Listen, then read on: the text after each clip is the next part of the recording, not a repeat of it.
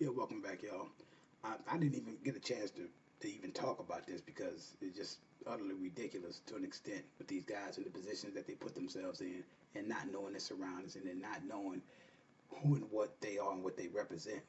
And what I mean by that is if you're part of a football team, you're part of this guy's got to realize that's your employer. You're an employee subsequently. Whether you want to look at it, whether or not the media pumps it up to that you're this football player and you make all this money and everything, you're an employee and you can get way cut, released or whatever term. Those terms are just other terms for saying you're fired, right? So that can happen. So the unfortunate thing about what happened with Kareem Hunt, this is what gets me with the NFL, and I've already done this. Is again, this is just more hypocrisy with the National Football League. So Kareem Hunt ends up getting released from the Kansas City Chiefs because of an incident that happened. Him pushed this girl or whatever, and then little click, little kick. This happened February, y'all. This happened back in February of earlier part of this year. This is almost we're December. We're what? It happened back February. So we're like what 2 months from it being a year. So somebody released it. Somebody got a payday from TMZ. TMZ always released this shit. And the NFL basically been knowing about this. Chiefs kind of knew about this as well, right? And all of a sudden it comes out. He hadn't seen it. Kid's remorseful about the situation. And I think I just read somewhere where he's in counseling and stuff like that. And I just think the kid was on that, as we used to say back home in Cheek, Texas. That boy was on that oil. Everybody was on that oil, and he was in his house. All they had to do was stay in his place. Instead, there was some things that was going on there. They kicked out. You're not a part of that. She got the beating on the door. I'm almost sure what was being said, beating on the door and all that stuff. That flipped him out. He came out, and all that stuff happened and whatnot, and that's it. But in this day and time of social media, these guys should have better sense than what they have. This is social media era. This is not the era when I came up. You know, this is not 15 years ago, right? And which would give you basically 2000 and what 2 or 3 or something like that. It, even then, you barely had your cell phones barely did anything but call people. That was the big thing, and you was lucky you could take a picture.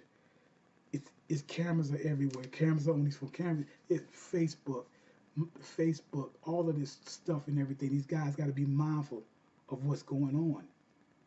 And then of course the shaming of him. Get the he has the interview with the woman and stuff, and she's saying this, that, and the other. It's two sides to all of these stories. So I know what happened. Didn't look right. He shouldn't have did this, shouldn't have did that. The cops didn't make no big deal about it. They didn't press any charges because nothing really happened. If he would have sit up there and hit her with a closed fist, that'd have been different. It was a little bullshit shove. She shoved him back, and then he gave the little kick to her. Was it right? No, it wasn't right. He should have stayed his ass inside of his room where he belonged at in his place and called the cops. He could have beat on that goddamn door till her knuckles turned purple and then called. But we all know it's two sides of the story. Or in these situations that come up, it just had a player who just Puka Williams who plays for Kansas, who plays for the ironically enough, I think that's something Kansas. It just hit me with that Kansas. Some domestic thing that went on in there. He's a freshman, bad kid. Uh, had a nice year, freshman of the year, and he was all Big Big 12 first team running back. He's dismissed from the team. Something happened. The whole mess still going on with Reuben Foster. Now his ex girlfriend is saying he did this and did. That's a these guys just don't get it. They don't get it. And like but see like I said, and this is not what's said because a lot of these places that talk these things on these shows, they don't be realistic about it. Every man has been in some particular type of situation with a woman when it don't go right and buttons get pushed and women are not really held responsible for a lot of that stuff. It doesn't say you're supposed to hit. I got a daughter, so I'm not ever advocating that.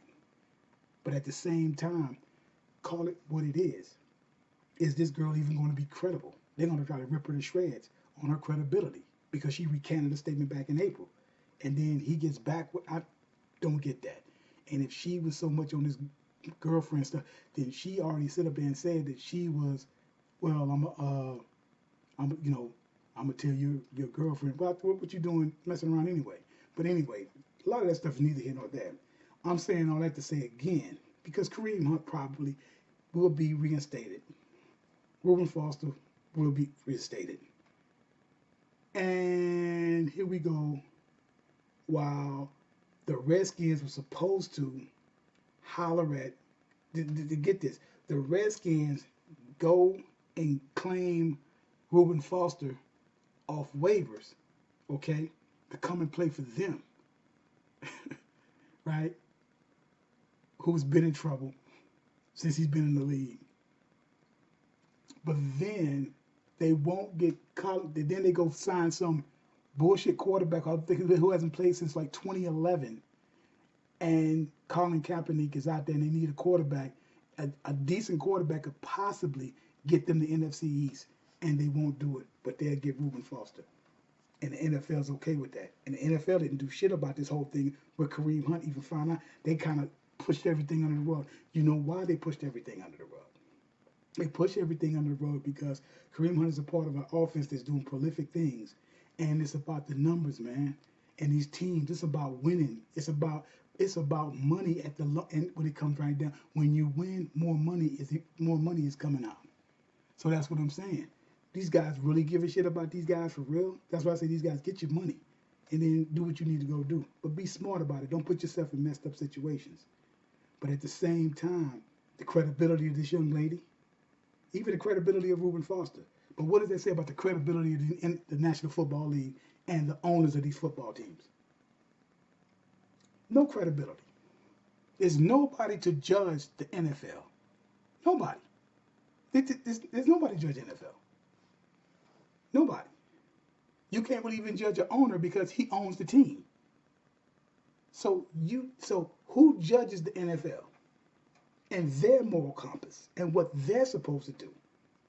Who judges these owners? When I did a piece on owners fielding pathetic teams like the Detroit Lions and Cleveland Browns and Cincinnati Bengals, I'm like, you're supposed to be competitive year in and year out. Every team going to have their ups and downs in the thing. That just happens. But then all of a sudden, you gonna sit there and tell me, somebody like I said, like Detroit, who's been to 12 playoff games in the past 54 years, and that's excellence? That's supposed to be good football? Nah. And that same family still keeps that? Nobody can check and it's like nobody checks the NFL. NFL can do pretty much whatever it wants to do and be the judge, jury, and executioner. But yet, Colin Kaepernick is still sitting at the house.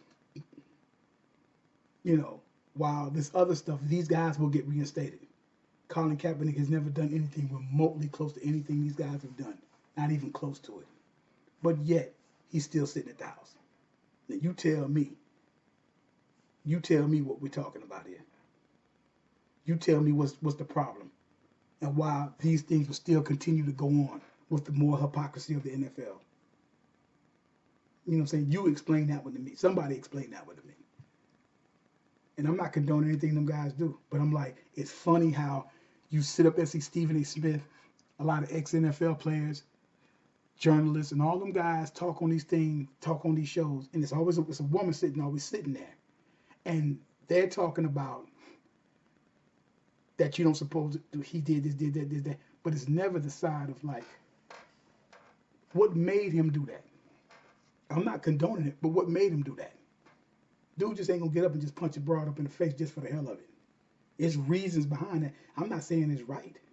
Dude punched my daughter and shit like that. I'm coming to see him. Because I'm a father, so I'm gonna do that. But I'm also asking, what you say? Or, better yet, did you put your hands on him?